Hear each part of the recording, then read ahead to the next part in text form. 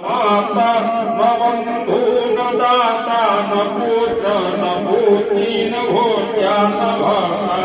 न दाया न विद्या न मूर्ति ममेव भवानी भवानी महाभूतमीरु कृपात प्रकामी प्रलोभी प्रमात संहार माता भवन्तदा गतिं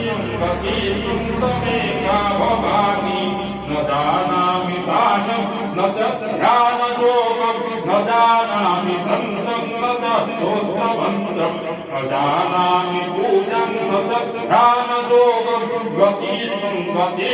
तमेका भवानी न जानामि पुण्यं न जानामि तीर्थं न जानामि मुक्तिं लयं वा कदाचित् न